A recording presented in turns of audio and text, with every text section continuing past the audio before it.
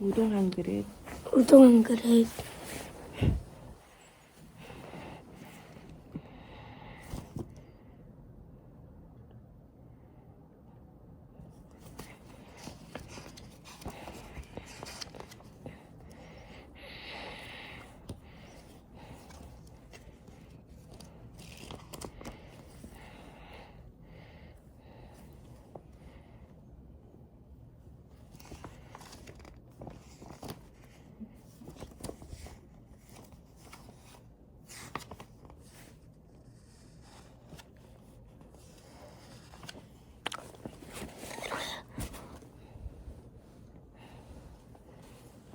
작가가 일본 사람이야.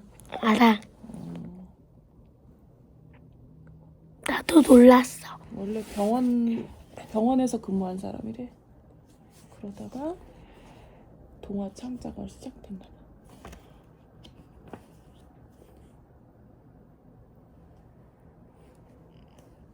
읽어줄게. 해마다 섣달 금음날 12월 31일이 되면 일본의 우동집들은 1년 중 가장 바쁩니다. 삿포로, 일본의 북쪽 끝에 있는 도시에 있는 우동집 북해정도 이날은 아침부터 눈코 뜰 새 없이 바빴습니다. 평소에는 자정이 넘도록 오가는 사람들로 거리가 붐볐는데 이날은 1년 중 마지막 날이라서 그런지 밤이 깊어지면 집으로 돌아가는 사람들의 발걸음도 빨라졌습니다. 그러더니 10시가 지나자 손님도 뜸해졌습니다. 무뚝뚝한 성격의 우동집 주인 아저씨는 입을 꾹 다문 채 주방의 그릇을 정리하고 있었습니다. 그리고 남편과는 달리 상냥해서 손님들에게 인기가 많은 주인 여자는 임시로 고용한 종업원에게 특별 보너스와 국수가 담긴 상자를 선물로 주어 보내는 중이었습니다. 요코양, 오늘 정말 수고했어요. 새해 복 많이 받아요. 네, 아주머니도 새해 복 많이 받으세요. 아주머니였네. 요코양이 돌아간 뒤 마지막 남아있던 손님도 우동 그릇을 비우고 자리에서 일어섰습니다. 손님이 돌아간 뒤 주인 여자는 한껏 기지개를 펴면서 이제 2시간도 안 돼요. 새해가 시작되겠구나. 정말 바쁜 한 해였어. 하고 혼잣말을 하며 밖에 세워둔 간판을 거두기 위해 몸쪽으로 걸어갔습니다. 그때였습니다. 출입문이 드르륵 하고 열리더니 2명의 아이를 데리고 한 여자가 들어섰습니다. 6살과 10살 정도로 보이는 사내 애들은 새로 산 듯한 옷을 입고 있었고 여자는 낡고 오래된 체크 무늬 반코트를 입고 있었어요. 어서 오세요. 주인 여자는 늘 그런 것처럼 반갑게 손님을 맞이했습니다. 그렇지만 여자는 선뜻 안으로 들어오지 못하고 머뭇머뭇했습니다. 저 우동 1인분만 시켜도 괜찮을까요? 뒤에서는 2 아이들이 걱정스러운 얼굴로 쳐다보고 엄마. 있었습니다. 3 사람은 다 늦은 저녁에 우동 한 그릇 때문에 주인 내외를 귀찮게 하는 것은 아닌가 해서 조심스러웠던 것입니다. 뭐? 엄마가 로그인해.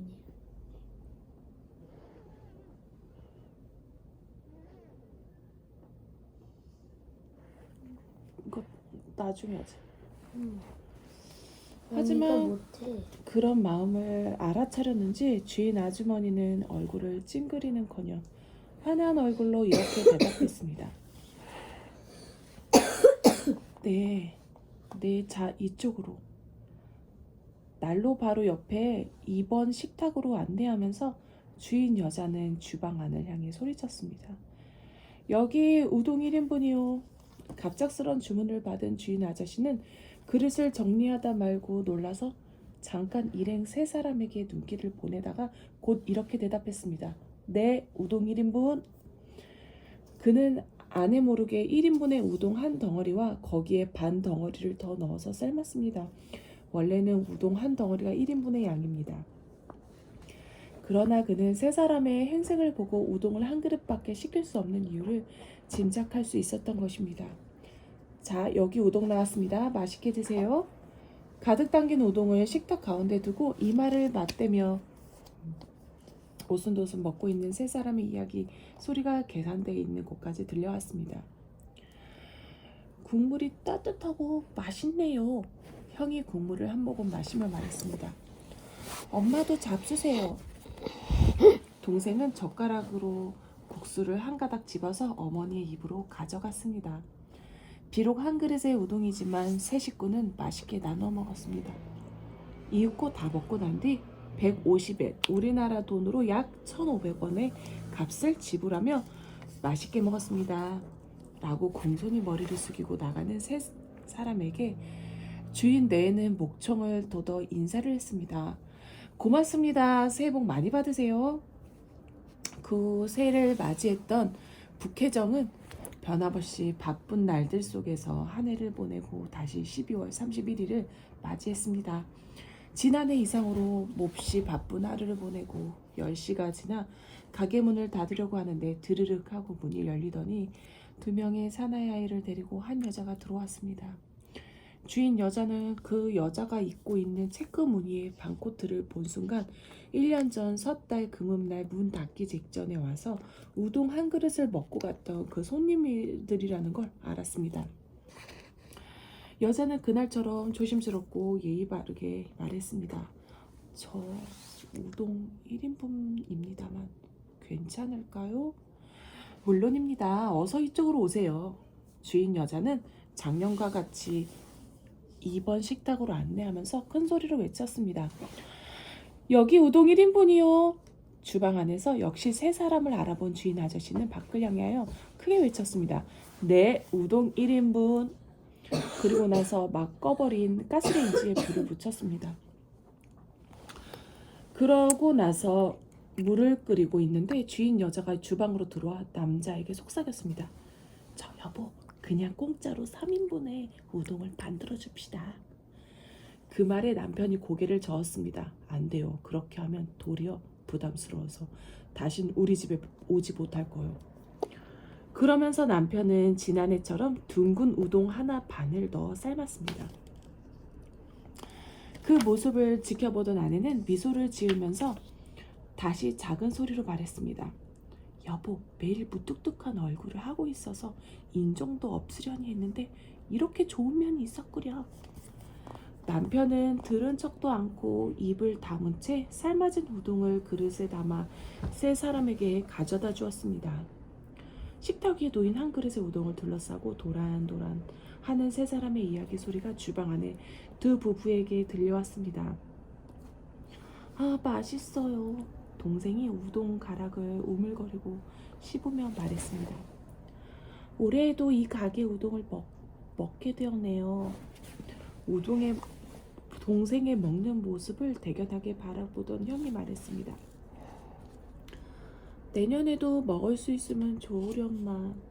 어머니는 순식간에 비워진 우동 그릇과 대견스러운 두 아들을 번갈아 바라보며 입속으로 중얼거렸습니다. 이번에도 우동값을 내고 나가는 세 사람의 뒷모습을 향해 두 주인 내외는 약속이라도 한 것처럼 큰 소리로 외쳤습니다. 고맙습니다. 새해 복 많이 받으세요. 그 말은 그날 내내 수십 번도 더 되풀이한 인사였지만 주인 내외의 목소리는 어느 때보다도 크고 따뜻함을 담고 있었어요. 그 다음 해의 섣달 금음날 밤은 어느 해보다 더욱 장사가 잘 되는 중에 맞이하게 되었습니다. 북혜정의 주인 내외는 누가 먼저 입을 열지는 않았지만 밤 9시 반이 지날 무렵부터 안절부절 못하며 누군가를 기다리고 있었습니다. 10시가 지나자 종업원을 귀가시킨 주인 아저씨는 벽에 붙어 있던 메뉴를 차례차례 뒤집었습니다. 금년 여름부터 값을 올려 우동 200엔이라고 씌워져 있던 메뉴가 150엔으로 바뀌고 있었습니다. 이번 식탁 위에는 이미 30분 전부터 예약석이란 팻말이 놓여 있었습니다. 이윽고 10시 반이 되자 손님의 발길이 끊어진 것을 기다리고 있기라도 한 것처럼 어머니와 두 아들, 그 세 사람이 들어왔습니다. 형은 중학생 교복, 동생은 작년에 형이 입고 있던 점퍼를 헐렁하게 입고 있었습니다. 두 형제 다 몰라볼 정도로 성장이 있었는데 아이들의 엄마는 여전히 색이 바랜 체크무늬 반코트 차림 그대로였습니다. 어서 오세요. 역시 웃는 얼굴로 맞이하는 주인 여자에게는 어머니는 조심스럽고 예의 바르게 물었습니다. 저 우동 2인분인데도 괜찮겠죠? 네, 어서 자 이쪽으로. 세 사람을 2번 식당으로 안내하면서 주인 여자는 거기 있던 예약석이란 팻말을 슬그머니 감추고 주방을 향해 소리쳤습니다. 여기 우동 2인분이요. 그 말을 받아 주방 안에서 이미 국물을 끓이며 기다리고 있던 주인 아저씨가 큰 소리로 외쳤습니다. 네, 우동 2인분 금방 나갑니다. 그는 끓는 국물에 이번에는 우동 3덩어리를 던져 넣었습니다. 2 그릇의 우동을 함께 먹는 세 보자의 밝은 목소리가 들려왔습니다. 그리고 세 사람은 어느 해보다도 활기가 있어 보였습니다. 그들에게 방해될까봐 조용히 주방 안에서 지켜보고 있던 주인 내외는 우연히 눈이 마주치자 서로에게 미소를 지으며 흐뭇한 표정을 지어 보였습니다. 평소에는 무뚝뚝하던 주인 아저씨도 이 순간만큼은 기분 좋게 웃고 있었습니다. 세 사람의 대화는 계속되었습니다. 시드로야, 그리고 준아, 오늘은 너희들에게 엄마가 고맙다는 말을 하고 싶구나. 고맙다니요? 무슨 말씀이세요? 형인 시드로가 물었습니다. 어머니의 말이 이어졌습니다. 너희들도 알다시피 돌아가신 아빠가 일으킨 사고로 8명이나 되는 사람이 부상을 입었잖니? 일부는 보험금으로 보상해 줄 수 있었지만 보상비가 모자라 그만큼 빚을 얻어 지불하고 매월 그 빚을 나눠 갚아왔단다. 네, 알고 있어요. 형이 고개를 끄덕이며 대답했습니다. 주인 내외는 주방 안에서 꼼짝 않고 선 채로 계속해서 그들의 이야기에 귀를 기울였습니다. 그 빚은 내년 3월이 되어야 다 갚을 수 있는데 실은 오늘 전부 다 갚았단다. 네, 정말이요, 오빠? 두 형제의 목소리가 커졌습니다. 그래, 그동안 실어도는 아침 저녁으로 신문 배달을 열심히 해주었고 준이는 장보기와 저녁 준비를 매일 해준 덕분에 엄마는 안심하고 회사에서 열심히 일할 수 있었지. 그래서 이번에 회사로부터 특별수당을 받을 수 있었단다. 그것으로 나머지 빚을 모두 갚을 수 있었던 거야. 엄마, 형 잘 됐어요. 하지만 앞으로도 저녁 식사 준비는 제가 계속 할 거예요. 저도 신문 배달을 계속 할래요. 준아, 우리 힘을 내자. 형이 눈을 반짝이며 말했습니다. 고맙다, 정말 고마워. 어머니는 아이들의 손을 움켜쥐며 눈물을 글썽거렸습니다. 그걸 보며 형이 조심스럽게 입을 열었습니다. 엄마, 지금 비로소 얘긴데요. 준이하고 제가 엄마한테 숨긴 게 있어요. 그것은요, 지난 11월에 학교에서 준이의 수업을 참관하러 오라는 편지가 왔어요. 그리고 준이 쓴 장문이 북해도의 대표로 뽑혀 전국 장문대회에 출품하게 되어서 수업 참관일에 그 장문을 준이 읽기로 했다고요. 하지만 선생님이 주신 편지를 엄마께 보여드리면 무리해서 회사를 쉬고 학교에 가실 것 같아서 준이 일부러 엄마한테 말을 하지 않고 있었대요. 그 사실을 준이의 친구들한테 듣고 제가 대신 참관일에 학교에 가게 됐어요. 어머니는 처음 듣는 이야기에 조금 놀랐지만 금방 침착하게 말했습니다. 그래. 그랬었구나. 그래서? 선생님께서 장문 시간에 나는 장래에 어떤 사람이 되고 싶은가 라는 제목으로 장문을 쓰게 했는데 주는 우동 한 그릇이라는 제목으로 글을 써서 냈대요. 지금 그 장문을 읽어드리려고 해요. 사실 전 처음에 우동 한 그릇이라는 제목만 듣고는 여기 북해정에서의 일이라는 걸 알았기 때문에 준 녀석 무슨 그런 부끄러운 얘기를 썼지? 하고 마음속으로 생각했었어요. 그런데 준이의 장문을 보고 생각이 바뀌었어요. 자, 지금부터 읽어드릴게요. 시드로는 그러면서 교복 상의 주머니에 접어서 넣어두었던 종이 2장을 꺼내며 펼쳤습니다. 준의 장문을 읽어 내려가는 시드로의 목소리는 작지만 낭낭하게 우동가게에 울려 퍼졌습니다. 우리 아빠는 운전을 하다 교통사고를 내서 많은 사람들을 다치게 하고 세상을 떠나셨다. 그런데 피해자들 모두에게 보상을 해주기 위해서 보험금으로도 부족해서 많은 빚을 지게 되었다. 그때부터 우리 가족의 고생은 시작되었다.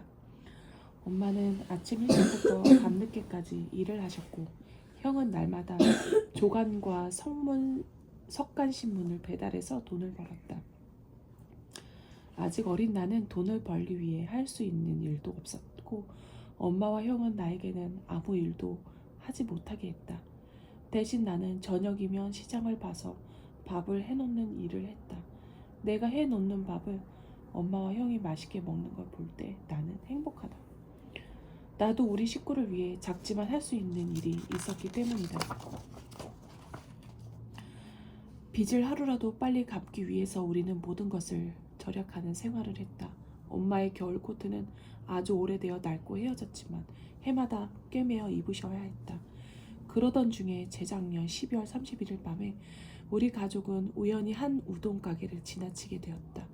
안에서 흘러나오는 우동 국물의 냄새가 그렇게 맛있게 느껴질 수가 없었다. 우리 형제의 마음을 알았는지 엄마는 우리에게 우동을 사주시겠다고 했다. 우리는 그 말이 반갑고 고마웠지만 우리 형편을 잘 알고 있었기 때문에 선뜻 가게 안으로 들어갈 수가 없었다. 형과 나는 망설이다가 딱 한 그릇만 시켜서 셋이서 같이 먹자고 엄마한테 말했다. 한 그릇이라도 우리에게 우동을 먹이고 싶었던 엄마와 우동 국물 냄새에 마음이 끌린 우리 형제는 가게 안으로 들어섰다. 문 닫을 시간에 들어와 우동 한 그릇밖에 시키지 않는 우리가 귀찮을 텐데도 주인 내외는 친절하고 반갑게 우리를 맞이해 주었다. 주인 내에는 양도 많고 따뜻한 우동을 우리에게 내놓았다. 그러고 나서는 문을 나선 우리에게 고맙습니다. 새해 복 많이 받으세요. 하며 큰 소리로 말해 주었다. 그 목소리는 마치 우리에게 지지 말아라, 힘내, 살아갈 수 있어 라고 말하는 것 같았다. 우리 가족은 그 1년이 지난 작년 섣달 금음날에도 그 우동 가게를 찾아갔다. 그리고 여전히 우리는 형편이 나아지지 않아 우동은 한 그릇밖에 시킬 수 없었다. 하지만 이날도 마찬가지로 주인 내에는 친절하고 따뜻하게 우리에게 우동을 대접해 주었다. 고맙습니다. 새해 복 많이 받으세요. 하는 인사도 여전했다. 그래서 나는 결심했다. 나중에 내가 어른이 되면 힘들어 보이는 손님에게 힘내세요, 행복하세요 하는 말 대신 그 마음을 진심으로 담고 있는 고맙습니다 하고 말해줄 수 있는 일본 최고의 우동 가게 주인이 되겠다고. 주방 안에서 귀를 기울이고 있던 주인 네의 모습이 어느새 보이지 않았다. 형이 동생이 장문을 읽어 내려가는 사이 두 사람은 그대로 주저앉아 한 장의 수건을 서로 잡아당기며 걷잡을 수 없이 흘러나오는 눈물을 닦고 있었다. 시드로는 이야기를 계속했습니다.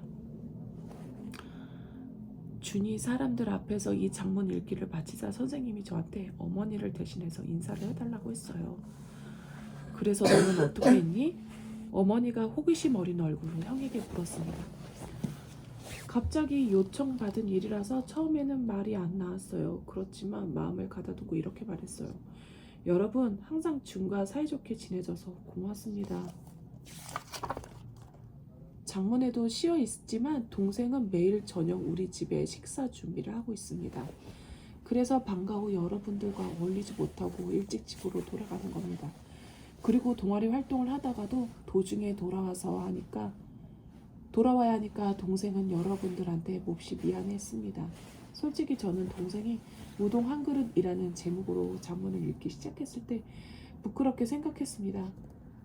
그러나 가슴을 펴고 커다란 목소리로 읽고 있는 동생을 보는 사이에 한 그릇의 우동을 부끄럽게 생각하는 그 마음이 더 부끄러운 것이라고 생각했습니다. 그때 한 그릇의 우동을 시켜주신 어머니의 용기를 잊어서는 안 된다고 생각합니다. 우리 형제는 앞으로도 힘을 합쳐 어머니를 보살펴 드릴 것입니다. 여러분 앞으로도 준과 사이좋게 지내주세요. 시도로의 말이 끝나자 어머니는 두 형제를 대견한 눈으로 바라보았습니다. 세 사람은 어느 때보다도 행복해 보였습니다. 다정하게 서로 손을 잡기도 하고 무슨 이야기인가 나누며 웃다가 서로의 어깨를 다독여주기도 하고 작년까지와는 아주 달라진 즐거운 금은밤의 광경이었습니다. 올해에도 우동을 맛있게 먹고 나서 우동값을 내며 잘 먹었습니다 라고 머리를 숙이며 나가는 세 사람에게 주인 내는 1년을 마무리하는 커다란 목소리로 고맙습니다. 새해엔 복 많이 받으세요 라고 큰소리로 인사하며 배웅했습니다. 다시 1년이 지나 섣달 금음날이 되자 북계정의 주인 내에는 밤 9시가 지나고부터 예약석이란 팻말을 2번 식탁에 올려놓고 세 사람을 기다렸습니다. 그러나 그들은 끝내 나타나지 않았습니다. 다음 해에도 그 다음 해에도 2번 식탁을 비워놓고 기다렸지만 세 사람은 여전히 나타나지 않았습니다. 시간이 갈수록 북계정은 장사가 잘 되어 가게 내부 장식도 멋지게 꾸미고 식탁과 의자도 새로 바꿨지만 2번 식탁만은 그대로 남겨두었습니다. 단정하고 깨끗하게 놓여져 있는 식탁들 가운데에서 단 하나 낡은 식탁이 중앙에 놓여 있는 것입니다. 어째서 이게 여기에 있지? 낡은 이 식탁은 이 가게에 어울리지 않아. 이렇게 의아스러워하는 손님들에게 주인 내에는 우동 한 그릇의 사연을 이야기해 준 뒤 이렇게 덧붙이는 걸 잊지 않았습니다. 우리는 이 식탁을 보면서 그때 그 사람들에게 받았던 감동을 잊지 않으려고 합니다. 그리고 이 식탁은 간혹 손님들에 대한 배려와 따뜻함을 잃어가는 우리 내외에게 자극제가 되고 있습니다. 우리는 어느 날인가 그 세 사람의 손님이 와주었을 때 이 식탁으로 맞이하고 싶습니다. 그 이야기는 행복의 식탁으로서 손님들의 입에서 입으로 전해졌습니다. 일부러 멀리서 찾아와 우동을 먹고 가는 여학생이 있는가 하면 그 식탁이 비기를 기다렸다가 우동을 먹고 가는 사람들도 있고 어려운 환경에서 살아가는 가족들이 찾아와 새롭게 결심을 다지고 돌아가기도 하는 등 그 식탁은 상당한 인기를 불러일으켰습니다. 그 몇 년의 세월이 흘렀습니다. 섣달 금음날이 되자 북계정에는 이웃에서 장사를 하고 있는 이웃 사람들이 가게 문을 닫고 모두 모여들었습니다. 그들은 5, 6년 전부터 북계정에 모여서 섣달 금음의 풍습인 해 넘기기 우동을 먹은 후 제야의 종소리를 함께 들으면서 새해를 맞이하는 게 하나의 행사가 되어 있었습니다. 그날 밤도 9시 반이 지나자 생선 가게를 하는 부부가 생선회를 접시에 가득 담아서 들고 오는 것을 시작으로 주위에서 가게를 하는 30여 명이 술이랑 안주를 손에 들고 차례차례 모여들었습니다. 가게 안은 순식간에 왁자지껄해졌습니다. 그들 중 몇 명의 사람들이 2번 식탁을 보며 말했습니다. 오늘도 어김없이 2번 식탁은 비워두었구먼. 이 식탁의 주인공들이 정말 궁금하다고. 2번 식탁의 유래를 그들도 알고 있었습니다. 말은 하지 않았지만 사람들은 어쩌면 금년에도 빈 채로 신년을 맞이할지 모른다고 생각하고 있었습니다. 그러나 주인 내에는 섣달 금음 10시 예약석은 비워둔 채 다른 식탁에만 사람들을 앉게 했습니다. 이번 식탁에도 앉으면 좀 더 여유가 있으려면 귀족계 다른 자리에 모여 앉아 있으면서도 사람들은 아무도 불평하지 않았습니다. 가게 안은 우동을 먹는 사람, 술을 마시는 사람, 각자 가져온 요리에 손을 뻗치는 사람, 주방 안에 들어가 음식 만드는 것 돕고 있는 사람, 냉장고를 열어 뭔가를 꺼내고 있는 사람 등등 떠들썩했습니다. 이야기의 내용도 다양했습니다. 박앤셀 이야기, 금년 여름 해수욕장에서 겪은 일, 돈 안 내고 달아난 손님 이야기, 며칠 전에 손자가 태어났다는 할머니의 이야기 등으로 가게는 왁자지껄했습니다. 그런데 10시 30분쯤 되었을 때 문이 드르륵 하고 열렸습니다. 사람들의 시선이 입구로 쏠리며 조용해졌습니다. 코트를 손에 든 신사복 차림의 청년 2명이 들어왔습니다. 사람들은 자신들과 상관없는 사람이라는 걸 알게 되자 다시 자신들이 나누던 이야기를 마저 하기 시작했고 가게 안은 다시 시끄러워졌습니다. 미안해서 어쩌죠? 이렇게 가게가 꽉 차서 더 손님을 받기가. 주인 여자는 난처한 얼굴로 이렇게 말했습니다. 그런데 말이 다 끝나기 전에 기모노, 일본인들이 입는 전통 옷을 입은 부인이 고개를 숙인 채 앞으로 나오며 두 청년 사이에 섰습니다. 모든 사람들의 시선이 그에게 쏠렸습니다. 부인이 조용히 입을 열었습니다. 저 우동 3인분입니다만 괜찮겠죠? 그 말을 들은 주인 여자의 얼굴이 놀랍도록 변했습니다. 그 순간 10여 년의 세월을 순식간에 미뤄졌지고 오래전 그날의 젊은 엄마와 어린 두 아들의 모습이 눈앞에 세 사람과 겹쳐졌습니다. 여주인은 주방 안에서 눈을 크게 뜨고 바라보고 있는 남편에게 방금 들어온 세 사람을 가리키면서 말을 더듬었습니다. 저 여보. 반가움과 놀라움으로 허둥대는 여주인에게 청년 중 한 명이 말했습니다. 우리는 14년 전 섣달 금음날 밤 셋이서 1인분의 우동을 주문했던 사람들입니다. 그때 한 그릇의 우동에 용기를 얻어 세 사람이 손을 맞잡고 열심히 살아갈 수가 있었습니다. 그 후 우리는 이곳을 떠나 외가가 있는 시가현으로 이사를 했습니다. 저는 금년에 의사 국가 시험에 합격하여 대학병원의 소아과 의사로 근무하고 있었습니다. 그리고 내년부터는 이곳에서 멀지 않은 큰 종합병원에서 근무하게 되었습니다. 그 병원에 인사도 하고 아버님 묘에도 들를 겸해서 왔습니다. 그리고 우동집 주인은 되지 않았습니다만 은행원이 된 동생과 상의해서 지금까지 저희 가족의 인생 중에서 가장 사치스러운 계획을 실행에 옮기기로 했습니다. 그것은 섣달 금요일 어머니를 모시고 셋이서 이곳 북해정을 다시 찾아와 3인분의 우동을 시키는 것이었습니다. 고개를 끄덕이면서 듣고 있던 주인 내외의 눈에서 어느새 뜨거운 눈물이 흘렀습니다. 엄마는 입구에서 가까운 거리에 식탁에 앉아있던 야채가게 주인이 처음부터 쭉 지켜보고 있다가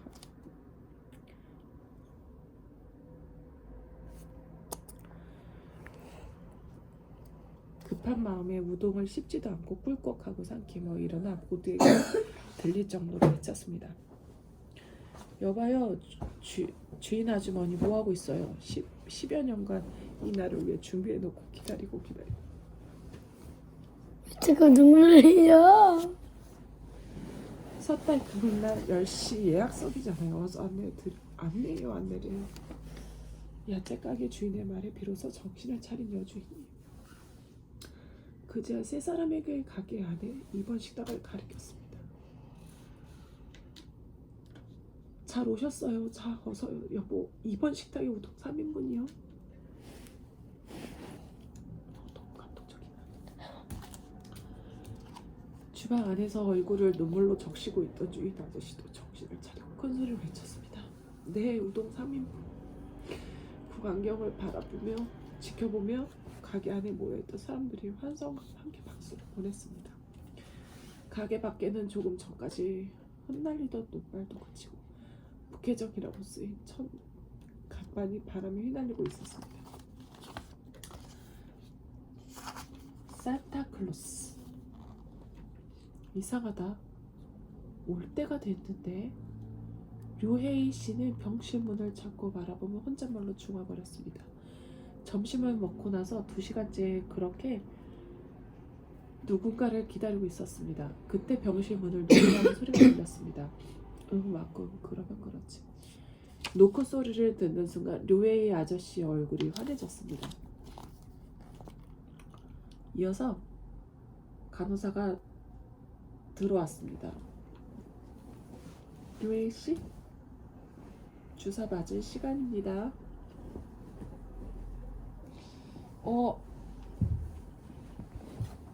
아니네. 왜요? 기다리던 사람이 아니라서 실망했어요? 그래요. 류에 씨는 장난꾸러기처럼 입을 삐죽거리며 화난 표정을 지어보였습니다. 그러나 간호사는 류에 씨의 성격을 잘 알고 있기 때문에 놀라지 않았습니다. 류에 씨는 다른 어른들과는 달리 아이처럼 순수하고 장난을 좋아했습니다. 겐보우와는 친구 사이라죠? 하긴 어른과 아이가 친구가 되면 안 된다는 법도 없으니 겐보우가 료에이 씨의 친구라고 말해도 어쩔 수 없죠. 아니, 그걸 어떻게 알았죠? 우리가 친구하기로 한 건 둘만이 한 약속인데. 료에이 씨가 깜짝 놀라는 표정을 지어 보이며 여전히 장난스럽게 고개를 갸웃거렸습니다. 간호사는 그 사이 약이 들어있는 주사기를 들어 보이며 말했습니다.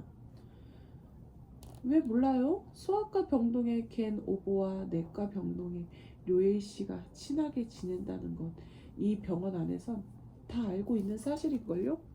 자, 주사 맞으세요. 그런 다음 겐보우든 누구든 만나시죠. 간호사는 료에이 씨의 엉덩이를 걷고 주사를 놓으며 장난스럽게 말했습니다. 겐보우가 온 것은 그로부터 1시간이 더 지나서였습니다. 안녕하세요, 루이 아저씨. 오늘은 무슨 이야기를 해주실래요?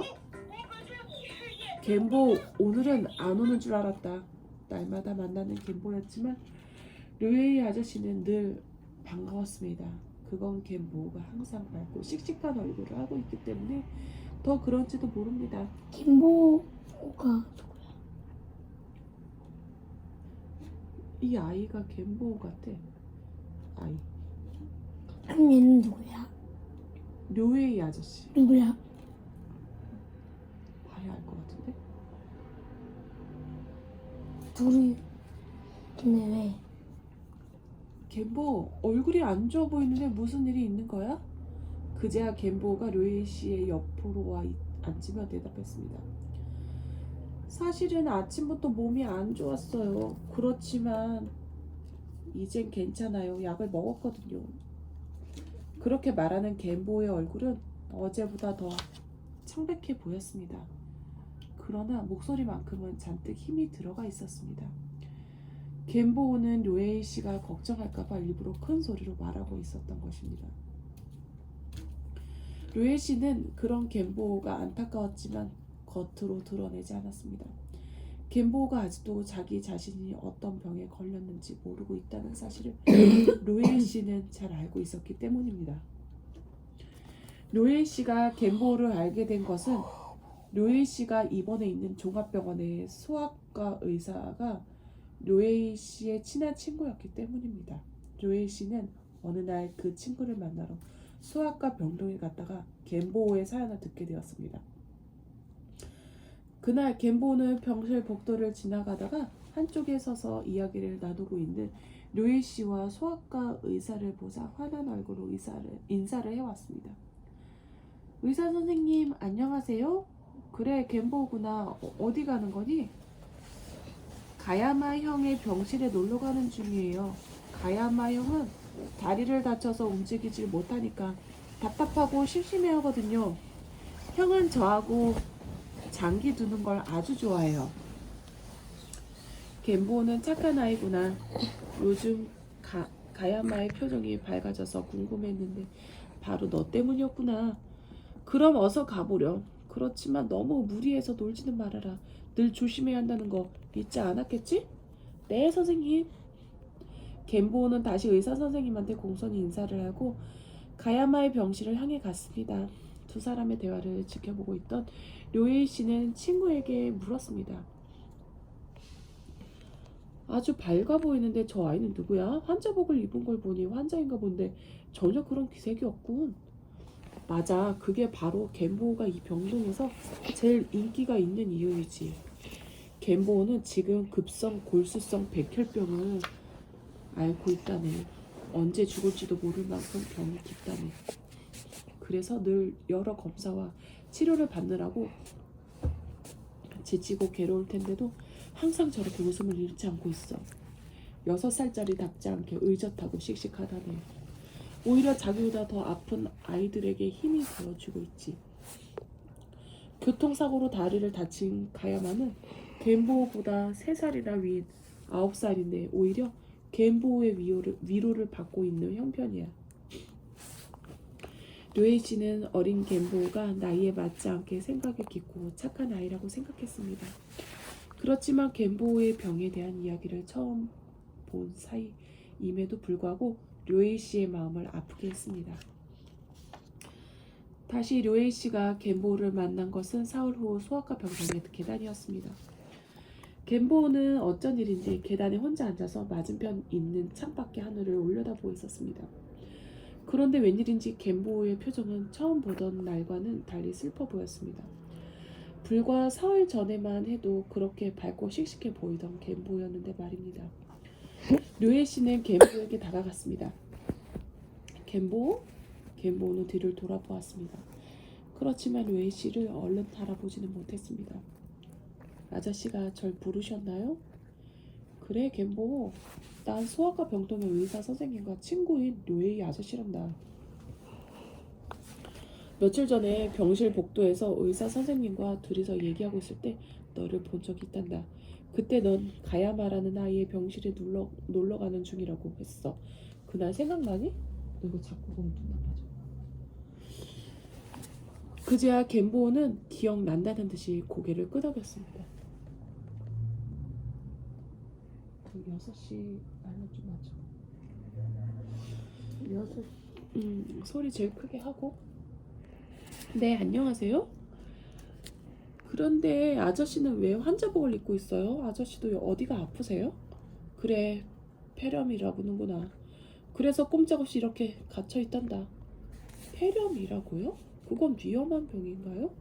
아저씨는 얼마나 오래 입원해 계셔야 하는 거죠? 입원한 지 나흘째인데 증상이 심해서 당분간은 여기 있어야 할 것 같구나. 새해를 병실에서 맞이한다니. 기분 좋은 일은 아니지. 겐보우는 고개를 끄덕이며 말했습니다. 맞아요. 저도 언제 나갈지 모르겠어요. 엄마는 곧 나가서 집으로 돌아갈 거라고 하지만 전 벌써 2달이 넘게 이곳에 있는걸요. 친구들이 보고 싶어요. 아저씨도 친구가 있으세요? 2달이 넘게 병원에 있었다니 정말 답답하겠구나. 어서 병이 나와서 친구와 같이 뛰어놀게 되기를 바란다. 물론 나도 친구가 있지. 그렇지만 아저씨는 친구들과 사이좋게 지내지 못해서 그런지 찾아오는 친구들이 별로 없단다. 그래요? 아저씨는 외롭겠군요. 그래, 난 외로운 어른이란다. 그러니까 너가 내 친구가 되어주면 안 되니? 그 말에 겐보의 눈이 커졌습니다. 아저씨와 제가 친구가 된다고요? 그렇지만 아저씨는 어른이고 저는 어린애인데요? 어른과 아이는 친구가 될 순 없다는 말이니? 그건 틀린 생각이란다, 겐보. 넌 친구들이 많지? 그렇지만 너와 나이가 같다고 그 아이들과 모두 친구가 되고 싶은 건 아니잖아? 어떤 아이는 절대로 친구가 되기 싫은 아이가 있고 또 어떤 아이는 반드시 친구로 사귀고 싶은 아이가 있어. 그렇지? 네, 맞아요. 전 잘난 척하고 자기밖에 모르는 아이하고 친구하기 싫어요. 겐보우가 신이 나서 큰 소리로 말했습니다. 거봐, 친구 되는 건 나이가 같은 것보다 마음이 통하는 게 제일 중요해. 그러니까 마음만 통한다면 어른과 아이도 서로 친구가 될 수 있는 거지. 내 말이 틀리니, 겐보우? 잠시 생각하던 겐보우가 료에이 씨를 보며 대답했습니다. 아저씨, 말이 맞는 것 같아요. 자, 그럼 이제부터 너와 나는 친구가 되는 거야. 알았지? 뭐예요? 자, 그럼 이제부터 너와 나는 친구가 되는 거야. 알았지? 하이요. 알람 맞추고 있는 거야. 알람 맞추라 그랬어, 엄마가. 자, 우리 둘만의 약속이니까 손가락을 걸자. 료에 씨는 겐보우에게 새끼손가락을 내밀었습니다. 겐보우도 자기 손가락을 내밀었습니다. 두 사람은 손가락을 걸면서 서로의 얼굴을 마주보고 웃었습니다. 겐보우는 어른과 친구가 되었다는 생각에 어깨가 으쓱해졌습니다. 어른을 친구로 두고 있는 아이는 많지 않을 거야. 나중에 친구들한테 자랑해야지. 이제 료에 씨는 겐보우 옆에 나란히 앉았습니다. 그리고 료에 씨는 겐보우에게 물었습니다. 겐보, 이제부터 우린 친구 사이니까 뭐든 말할 수 있을 거야. 아까부터 여기에서 무슨 생각을 하고 있었지? 겐보우는 입을 꾹 다문 채 아무런 대답도 하지 않았습니다. 대답하고 싶지 않으면 안 해도 좋아. 난 너의 친구니까 다 이해할 수 있어. 그 말에 겐보는 료에이 씨를 똑바로 쳐다보았습니다. 그리고 이런 생각을 했습니다. 료에이 씨 아저씨는 정말 아이들의 마음을 알아주는 어른 같아. 이렇게 말하는 아저씨라면 어떤 이야기를 해도 괜찮을 거야. 겐보우는 마음이 흔들렸습니다. 그래서 료이 아저씨한테 모든 걸 털어놓기로 했습니다. 어른들은 이상하다는 생각을 하고 있었어요. 소아과 병동에 입원해 있는 형이나 누나, 친구들은 모두 자기가 언제쯤 태어날 수 있다는 사실을 알고 있는데 저한테만 의사 선생님이나 엄마나 그런 말씀을 해주시지 않거든요. 그래서 사람들이 저한테 퇴원 예정일이 언제냐고 물어도 대답할 수가 없어요. 여기에 오래 있어야 하기 때문에 가르쳐 주지 않는지도 모르죠. 마지막 말을 할 땐 겐보의 목소리는 떨리고 있었습니다. 겐보는 자기가 병원에 오래 있게 될까봐 겁이 났던 것입니다. 료에이 씨는 겐보의 마음을 알 것 같았습니다.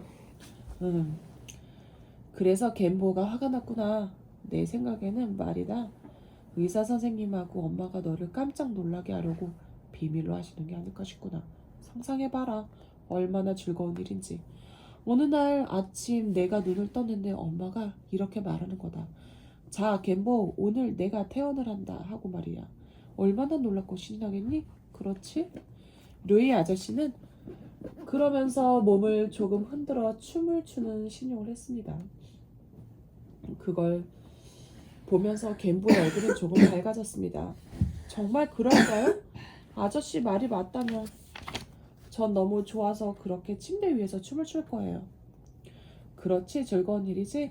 그러니까 앞으로 다른 병실의 친구들이 언제쯤 퇴원하냐고 물으면 이렇게 대답하는 거야.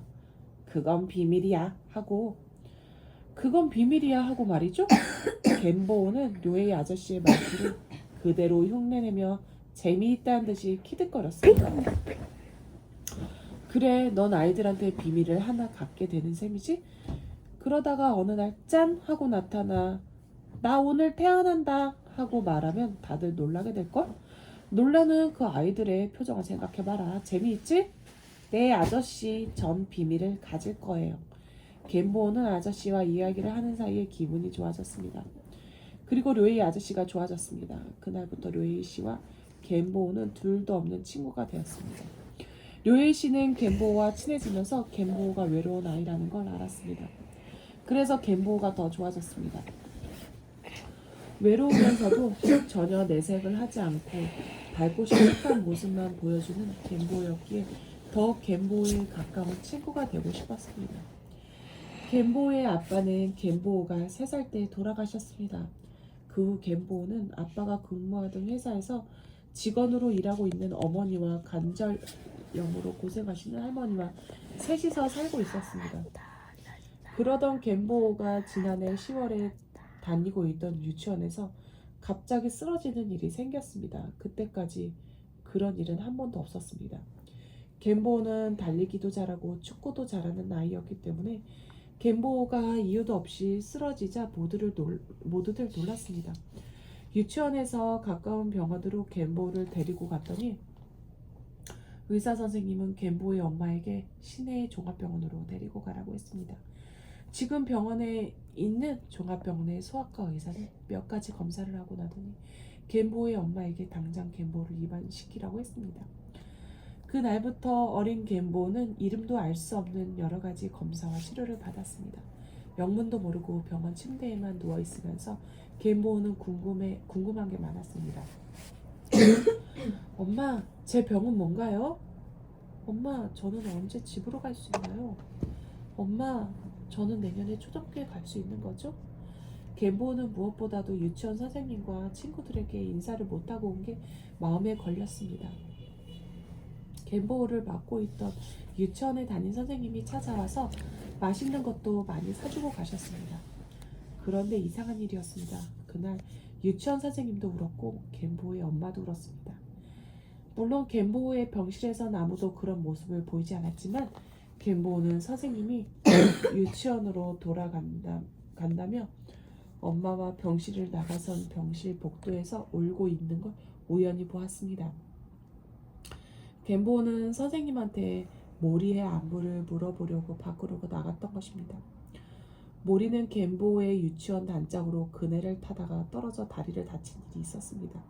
하지만 갬보는 울고 있는 엄마와 유치원 선생님을 보고도 못 본 채하고 조용히 병실로 돌아왔습니다.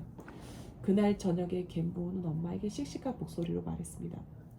엄마, 나 금방 나올 테니까 걱정 마세요. 약도 잘 먹고 치료도 잘 받아서 얼른 건강해질 거예요. 그래, 갬보 고맙구나. 하지만 그런 말도 갬보와 갬보의 병에는 효과가 없었습니다. 갬보의 병은 급성 골수성 백혈병입니다. 앞으로 3개월 정도밖에 살지 못할 겁니다. 최종 검사 결과가 나오던 날 의사 선생님으로부터 이렇게 무서운 말을 들은 엄마는 갬보 몰래 한참을 울었습니다. 갬보의 엄마는 그 말을 갬보에게 할 수가 없었습니다. 갬보를 바라볼 때마다 눈물이 나왔지만 하나 사실대로 밝힐 수가 없었습니다. 엄마, 왜 요즘은 나만 보면 우는 거예요? 걱정 말아요. 금방 병이 나아서 예전처럼 뛰어다닐게요. 이렇게 말하는 갬보를 보면서 갬보의 엄마는 고개를 끄덕일 수밖에 없었습니다. 그래, 갬보, 울지 않을게. 너는 곧 다 나아서 집에 돌아갈 거야. 그리고 내년엔 학교에도 가야지. 아무것도 모르는 갬보는 매일 계속되는 치료를 받으면서도 한마디 불평도 하지 않고 웃음을 잃지 않아서 소아과 병동에서 인기를 독차지했습니다. 갬보가 오기 전에 소아과 병동은 시끄럽고 부질서한 곳이었습니다. 입원한 아이들은 몸이 아프다는 핑계로 이유 없이 어른들한테 짜증을 내곤 했습니다. 얌전하고 예의 바르게 주위 사람들을 대할 줄도 몰랐습니다. 침대에 누워서 툭하면 장난감을 사와라, 맛있는 걸 사와라 하고 부모를 힘들게 했습니다. 의사 선생님들한테도 함부로 말을 하는가 하면 주사를 맞기 싫다면서 물건을 던져대는 아이도 있었습니다. 그러나 갬보가 오고부터는 모든 게 달라졌습니다. 갬보는 무엇보다도 어른들한테 어떻게 행동해야 하는지를 알고 있었습니다. 갬보는 어른들과 마주치면 누구에게나 고개를 숙여 인사부터 하였습니다. 안녕하세요, 선생님. 안녕하세요, 간호사 누나. 그리고 같은 병실에 있는 아이들은 물론이고 자기의 도움이 필요한 곳에선 언제나 기분 좋게 그들을 도와주었습니다. 넌 손을 다쳐서 내 손으로 음료수를 먹을 수 없겠구나. 내가 먹여줄게. 형, 다리를 다쳐서 걷기 불편할 테니까 내가 그걸 갖다 줄게. 그리고 주사를 맞을 때에도 갬보는 얼굴을 찌푸린 적이 없었습니다. 간호사가 주사기를 들고 들어오면 갬보는 화난 얼굴로 이렇게 말했습니다. 간호사 누나 안녕하세요? 저 주사 맞을 시간이죠? 그러고 나선 침대에 누워서 젓가락으로 바지를 내리고 엉덩이 드러낸 채 기다렸습니다. 짱이다 얘 진짜. 그렇게 한 달이 지나고 두 달이 지나자 소아과 병동의 아이들도 조금씩 달라졌습니다. 어른들한테 어리광만 부리고 자기밖에 모르던 아이들이 조금씩 다른 사람도 생각해 줄 줄 아는 아이들로 바뀌었습니다. 그래서 갬보원의 소아과 병동은 어느새 아이들의 밝은 웃음소리와 어른들에게 하는 인사소리로 활기가 넘쳤습니다. 그렇게 시간이 지나고 어느새 12월 24일 크리스마스 이브가 되었습니다. 아침부터 소아과 병동은 몹시 시끄러웠습니다. 각 병실에서는 크리스마스 트리가 장식되고 입원해 있는 아이들의 부모와 가족들은 선물 꾸러미를 들고 문병을 오기 시작했습니다. 갬보가 입원해 있는 병실도 마찬가지였습니다. 갬보를 제외한 나머지 3명의 아이들에게도 가족들이 찾아와 선물을 한 알을 안겨주었습니다. 와, 내가 좋아하는 로봇이다. 아빠 고맙습니다. 내가 좋아하는 생크림 케이크다. 정말 맛있겠는걸? 엄마, 빨리 나와서 오늘 선물 받은 스케이트를 타고 싶어요. 그걸 바라보는 갬보의 마음은 쓸쓸하고 허전했습니다. 갬보도 아빠가 살아계셨더라면 분명 좋은 선물을 받았을 거라고 생각하니 아빠가 그리워졌습니다. 3살 때 아빠가 돌아가셔서 겐보우는 아빠에 대한 기억이 별로 없지만 엄마를 통해 아빠에 대한 이야기는 많이 들어왔습니다. 그래서 겐보우는 마치 최근까지 아빠가 살아 계셨던 것처럼 생각되었습니다. 이 동화책은 너가 태어나던 날 아빠가 사오신 거란다. 아빠는 내가 동화 속의 주인공들처럼 꿈 많고 지혜로우며 용기 있는 아이로 자라주기를 바라셨단다. 이 털장갑은 내가 3살이 되던 해 겨울에 아빠가 사주신 거야. 장갑이 커서 내 손은 장갑 안에서 헐렁하게 움직여댔지. 그걸 보면서 아빠는 재미있어 하셨단다. 내가 잠이 막 들 때면 아빠는 머리맡에서 언제나 자장가를 불러주었어. 잘 자라 우리 겐보 하면서 말이다. 그런 아빠는 회사 일로 출장을 갔다가 교통사고를 당해 돌아가셨습니다. 겐보의 아빠가 갑작스레 돌아가시자 집에서 살림만 하던 겐보의 엄마는 돈을 벌어야 했습니다. 다행히 겐보의 아빠가 다니던 회사에서 겐보의 엄마에게 일자리를 주었습니다. 그러나 엄마 혼자 버는 돈으로는 겐보의 살림이 늘 어려웠습니다. 이게 방금 오동한 그런 이야기가 아니라 크리스마스에 대한처럼 저 아이의 이야기는 할머니의 약값을 대는 일도 쉽지가 않았습니다. 이런 상황에서 겐보우마저 병원에 입원해 있으니 형편은 더욱 나빠졌습니다. 그러니 겐보운의 가족은 지금 크리스마스를 즐길 여유가 없는 것입니다. 하지만 겐보우는 아직 어린아이입니다. 어머니가 혼자서 고생을 한다는 걸 알면서도 여기저기서 행복한 웃음소리가 끊이지 않고 주위의 어린이 환자들의 손에 선물 보따리가 들려있는 걸 보면 조금 외로운 마음이 들었습니다. 겐보우는 시계를 보면서 엄마를 기다렸습니다. 어쩌면 엄마가 내 선물을 사오실지도 몰라. 그러느라고 늦는 거야. 뭘 사오실까? 엄마는 내가 내년에 학교에 들어간다는 걸 알고 있으니 학용품을 사오실지도 몰라. 겐보우는 졸음이 몰려왔지만 꾹 참고 침대에 앉아서 엄마가 오기를 기다렸습니다. 저녁 내내 병실 문이 열릴 때마다 혹시나 하고 고개를 돌려봤지만 매번 엄마는 아니었습니다. 겐보우의 엄마가 온 것은 저녁 식사 모두 끝나고 병실에 불이 꺼지기 시작한 9시쯤이었습니다. 겐보우는 그때까지도 잠을 자지 않았습니다. 겐보우의 눈은 자기도 모르게 어머니의 손으로 갔습니다. 아니나 다를까 어머니의 손에는 작은 쇼핑백이 들려 있었습니다. 역시 엄마는 내 선물을 고르시느라고 늦었구나. 겐보우는 잠을 자지 않고 기다리기를 잘했다고 생각했습니다. 겐보우의 엄마는 겐보우에게 다가오더니 조심스럽게 말했습니다. 겐보우, 늦어서 미안하구나. 오늘 같은 날은 하루 종일 같이 있어줘야 하는데 회사 일이 바빴단다. 그리고 이거. 엄마가 쇼핑백을 겐보우에게 내밀었습니다. 엄마, 이게 뭐예요? 제 선물인가요? 꺼내보렴. 그렇게 말하는 엄마의 얼굴은 웬일인지 자신이 없고 어두워 보였습니다. 겐보우는 서둘러 쇼핑백 안에 있는 것들을 꺼내보았습니다. 엄마, 이건 오렌지색의 스웨터와 양말이었습니다.